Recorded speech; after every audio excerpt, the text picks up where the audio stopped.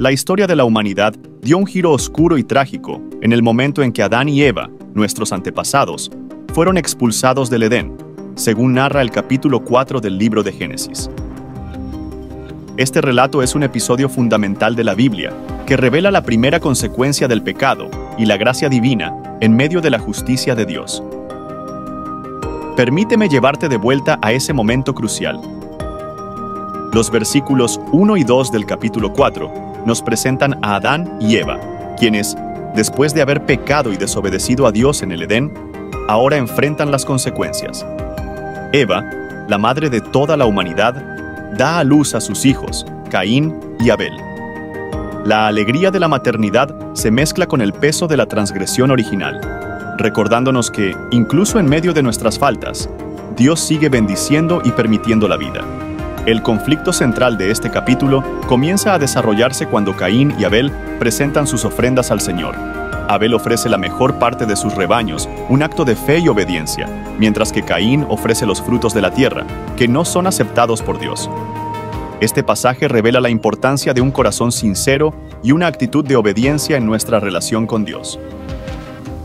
La Biblia nos dice en el versículo 4, «Y miró Jehová con agrado a Abel y a su ofrenda».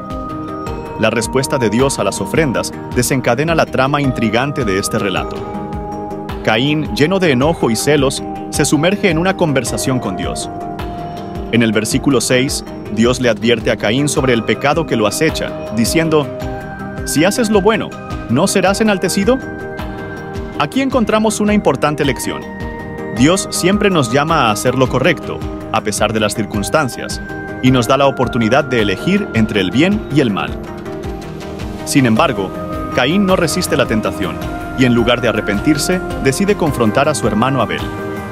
Esta elección tiene consecuencias devastadoras. En el versículo 8, leemos cómo Caín lleva a Abel al campo y lo mata. Este acto marca el primer asesinato en la historia de la humanidad, y se convierte en un recordatorio impactante de la capacidad del ser humano para el mal cuando se aparta de Dios.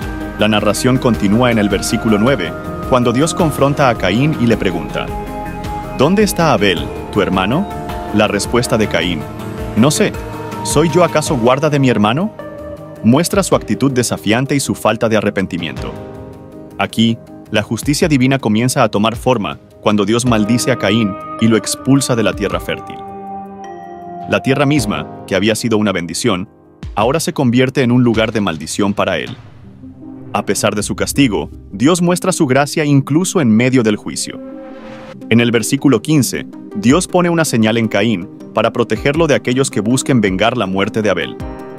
Esto es un ejemplo temprano de cómo Dios, a pesar de nuestra rebelión, todavía nos protege y cuida. La historia de Caín y Abel nos recuerda que nuestras elecciones tienen consecuencias. Caín eligió la ira y la envidia, lo que lo llevó a cometer un acto atroz.